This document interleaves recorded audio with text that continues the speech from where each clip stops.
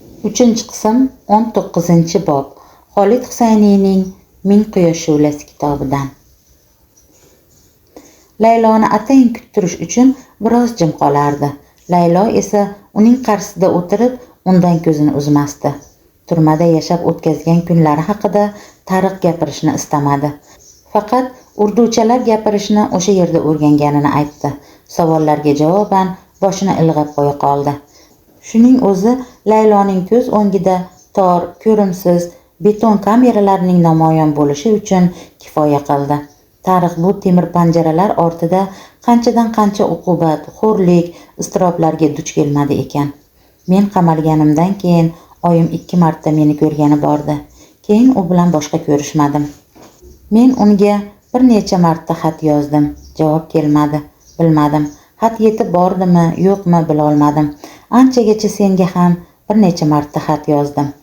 Menga? Ha, butun kitoblarni yozib bitirdim-ku. Hatto Rumiy og'ayni ko'rganingda ham tan bergan bo'lardi, hazillashdi Tariq. Zalmay esa xarxasha qilishda davom etardi.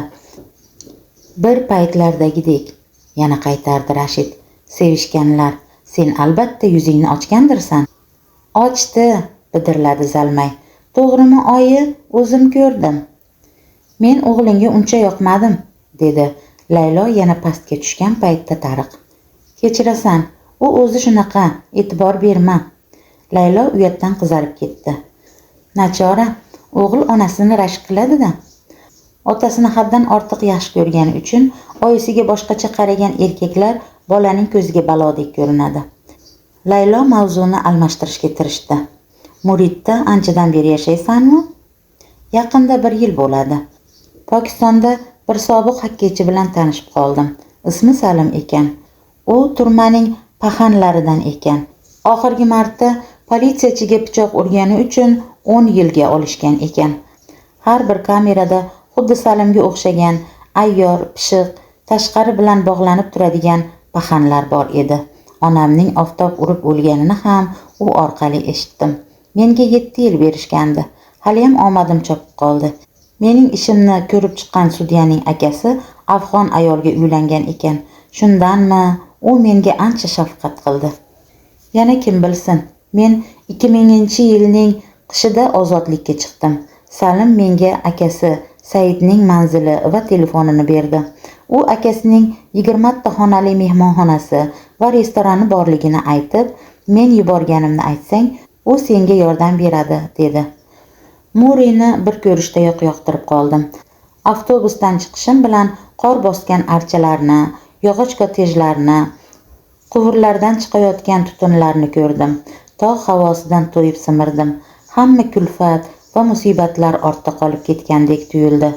Xuddi boshqa bir dunyoga tushib qolgandek edim.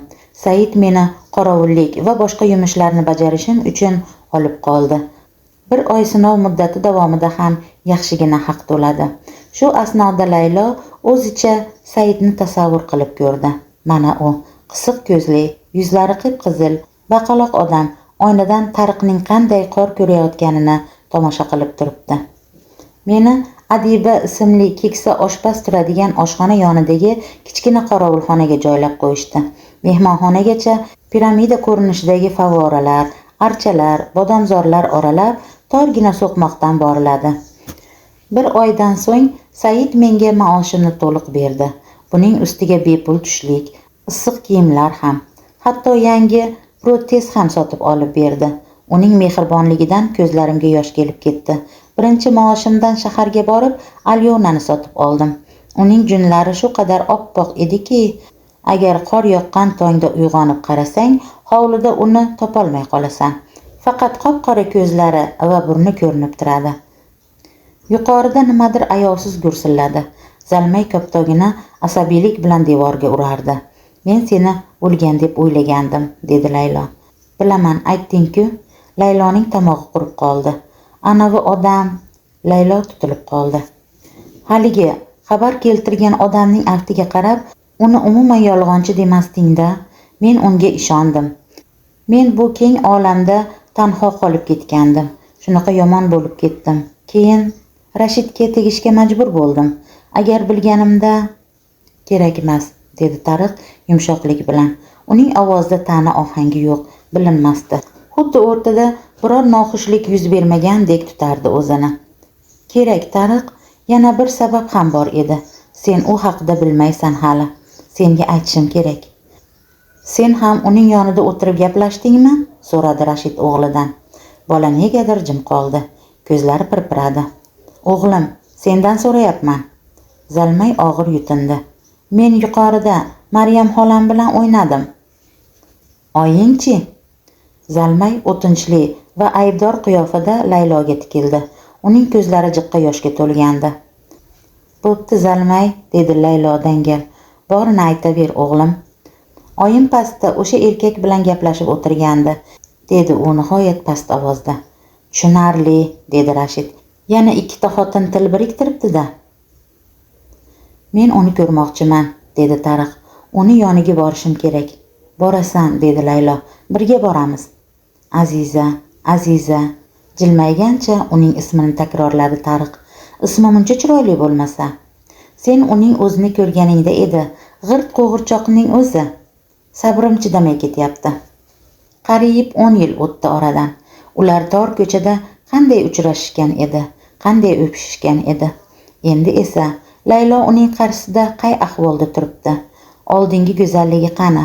Tariq hozir qarshisida qarimsiq, qoqsiyak, so'lg'in, yillar davomida butun latofatini yo'qotgan bir ojizani ko'rib turgandir. Shu asnoda Layloning nazarida o'rtadagi 10 yil o'tmagandek, Tariq bilan xuddi kechagina xayrlashgandek tuyuldi.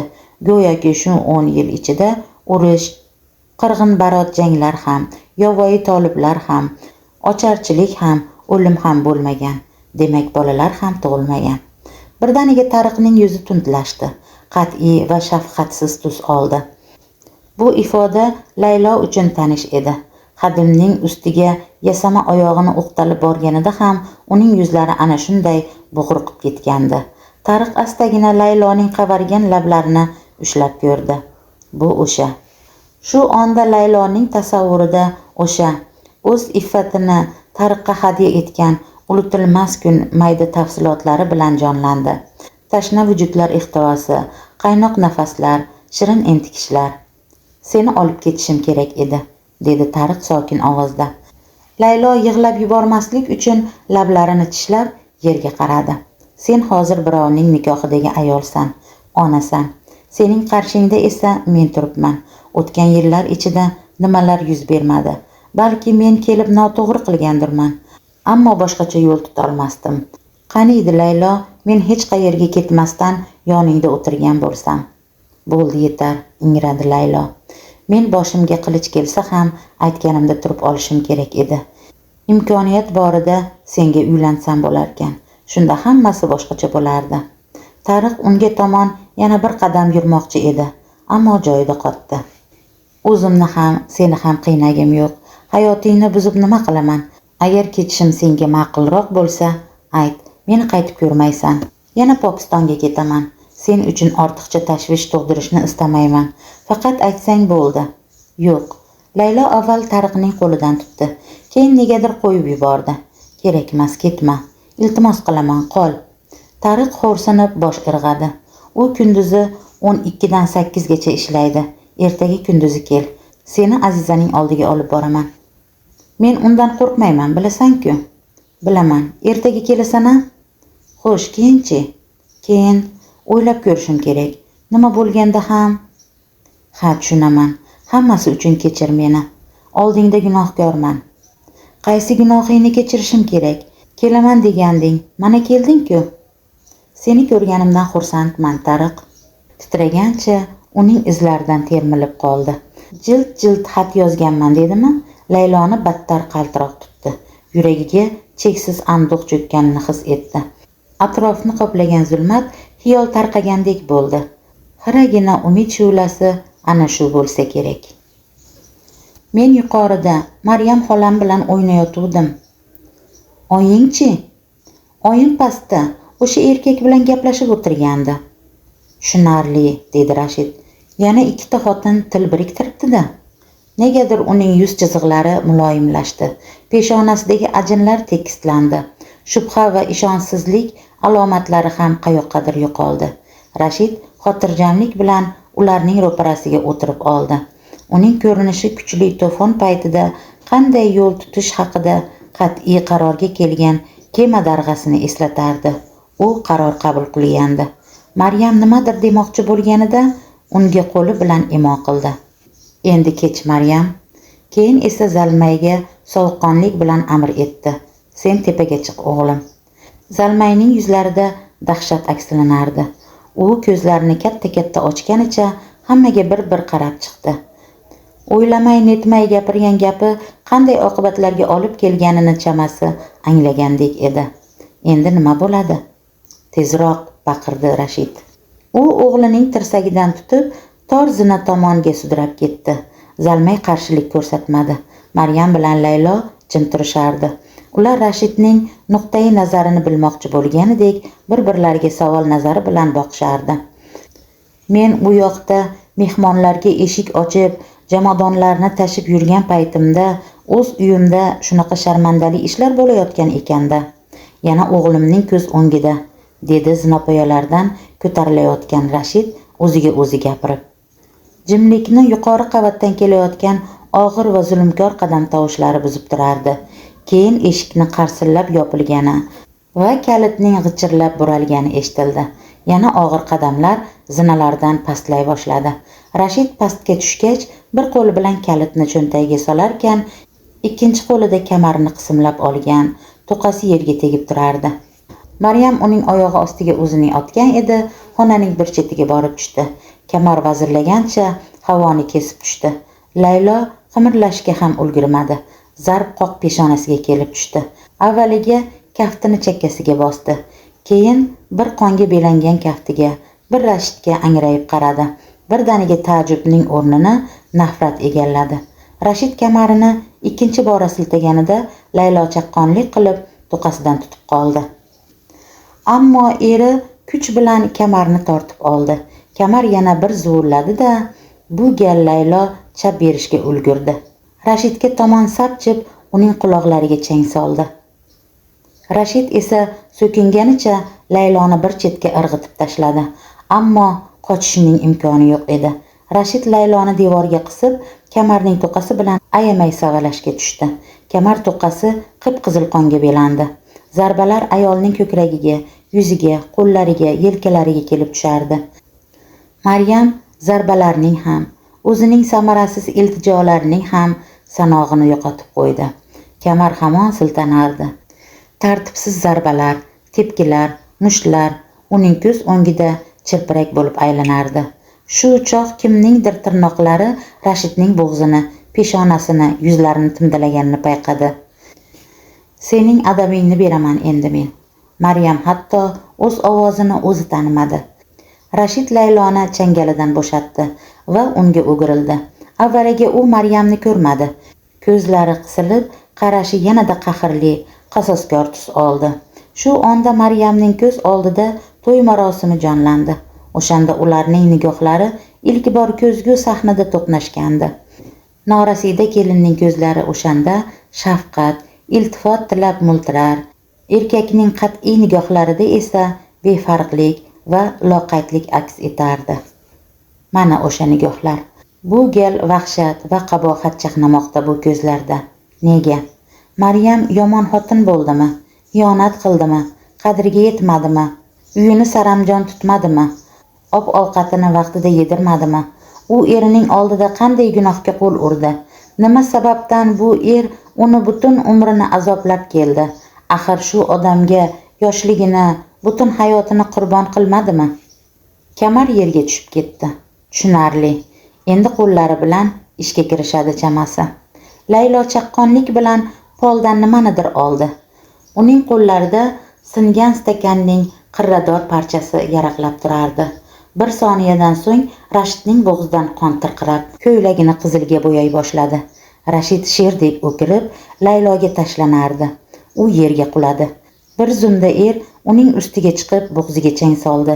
Laylo xirillashga tushdi. Maryam uning yelkasiga kanadek yopishgancha ajratishga tirishdi. Keyin erining panjalarini yozishga urindi. Qo'llaridan tishladi. Foydasiz. U Layloning bo'g'zini yanada kuchliroq siqardi. Hozir bo'g'ilib o'ladi, o'yladi Maryam. Unga kuchimiz yetmaydi, boshqa chora yo'q. Xonadan otilib chiqdi. Zalmay tepadagi xonaning eshigini tinimsiz mushlardi. Belkurak omborxona devoriga suyab qo'yilgandi. Rashid Maryamning qaytib kirganini bilmay qoldi. Layloning yuzlari ko'karib ketgan, ko'zlari kosasidan chiqa boshlagandi. Hatto qarshilik ko'rsatishga ham majol qolmagandi sho'rlikning. 27 yil ichida Rashid Maryamning nimalarini tortib olmadi. Endi Laylodan ham ayirmoqchi. Maryam belkurakni azob ko'tardi. Rashid o'girilib qaradi. Xuddi shu lahzada belkurakning o'tkir tig'i uning chakkasidan yorib kirdi. Panjalarini keng yoyib, qonga belangan boshini changalladi-yu, yonboshga gursillab ag'anadi. Endi uning yuzida na g'azab, na qabohat asari qolgandi. U qasos muddati yetganini tushundimikin, degan chaqqon o'ytilib o'tdi Maryamning tafakkurini. Balki so'nggi damda vijdoni uyg'ongandir. Maryam umrida ilk bor erining ko'zlariga tik va dadil boqdi. Uning ko'zlarida vahshiyona adovat uchqunlarini ko'rdi. Lablari ham qahr-g'azab bilan qiyshaya boshladi. Agar hozir tinchitmasam, to'pponchasini oladi-da, meni ham, Layloni ham otib tashlaydi. Maryam bor kuchini ishga solib, belkurak bilan ikkinchi bor erining boshiga tushirdi. Badbaxt bir umrning intihosi uchun ana shu zarba kifoya qildi.